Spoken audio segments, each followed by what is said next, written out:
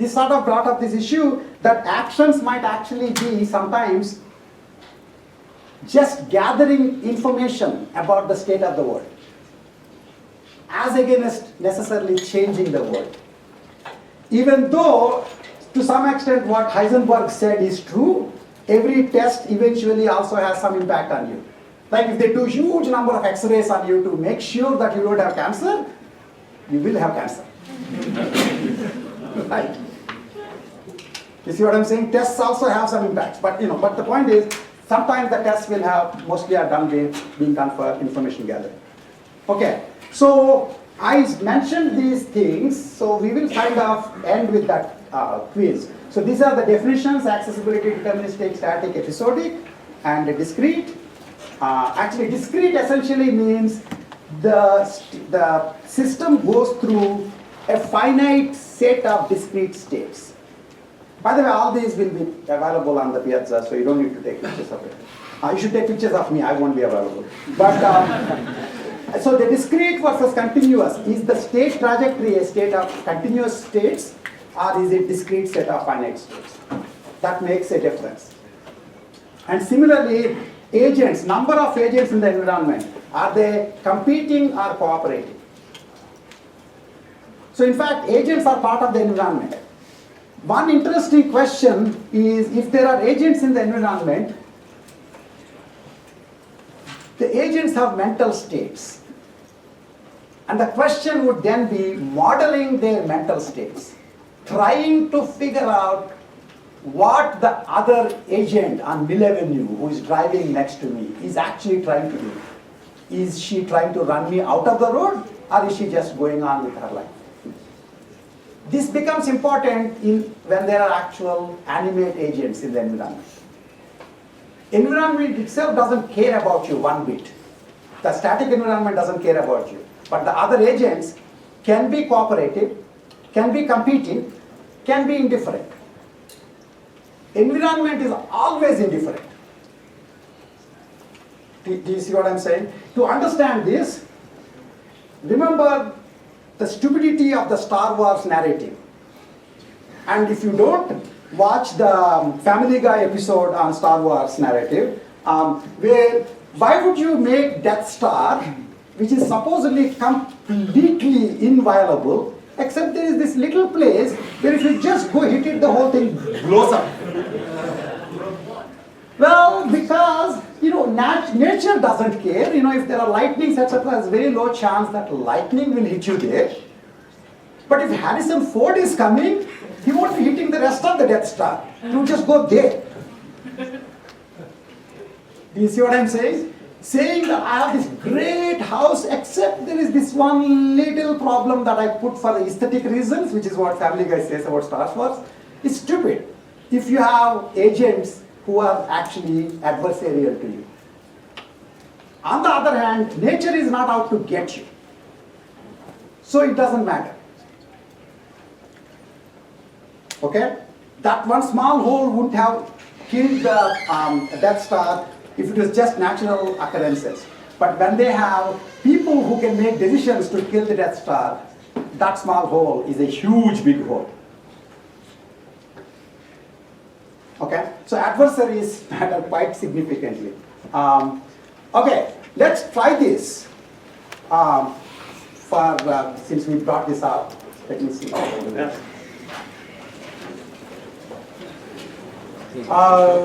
Finish. Get report. Just 1 second. Oh, it doesn't matter. Any editor. Okay. Fine. Now I go to features. True, false. Okay. So, I don't know, people are already about to start doing, but here's my question. Is chess static? Is the first statement correct? Is it true or false? Chess is static while soccer is dynamic. Chess is static while soccer is dynamic. I would take true as the correct answer, which more or less most of you have given. So in fact, I'm going to show you, I probably should show you because you'll see what other people say. So 99% of you said true and 1% said false. You can argue in ways, but mostly chess is static. And then the soccer is dynamic, because while you are not doing anything, ball is still moving, people are still moving.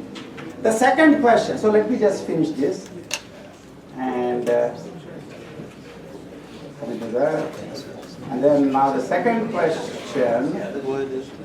Okay, the second question is, chess is deterministic while soccer is stochastic.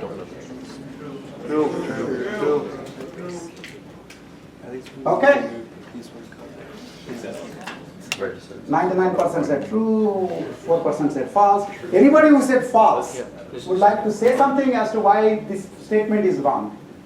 Yes? You don't know what your opponent's going to do Which one? in chess. Okay, those are the good points to make. So in terms of what is deterministic, right after your move, the board configuration is deterministic. If on the other hand you consider your move plus your opponent's move as one move, then you cannot see actually what's going to happen to the board, because the opponent also has. So normally you consider chess to be a deterministic game because right after your move, you know exactly what the board configuration will look like. Okay, that is fine. The next one is chess is fully observable while soccer is partially observable.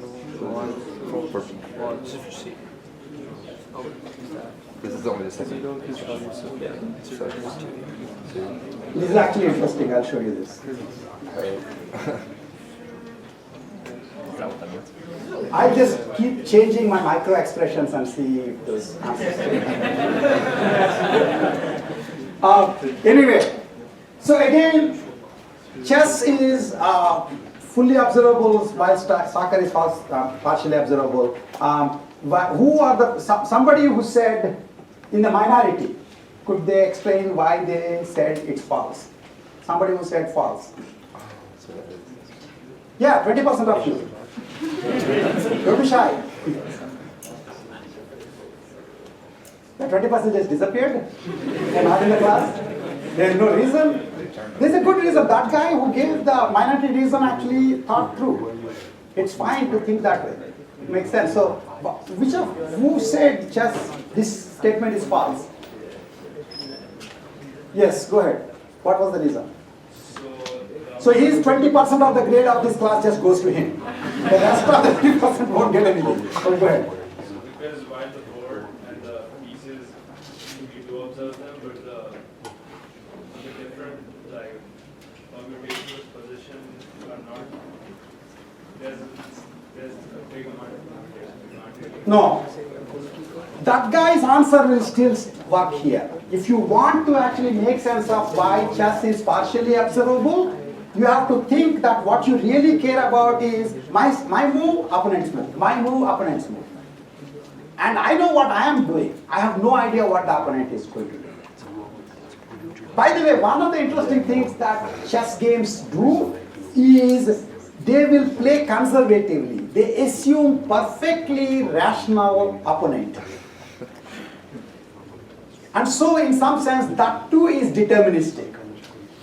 They will assume, given my move, my opponent will make the move that will cause the maximum damage to me. If Star Wars guys thought so, they wouldn't have put that hole. They were just hoping for, kind of dumb opponents.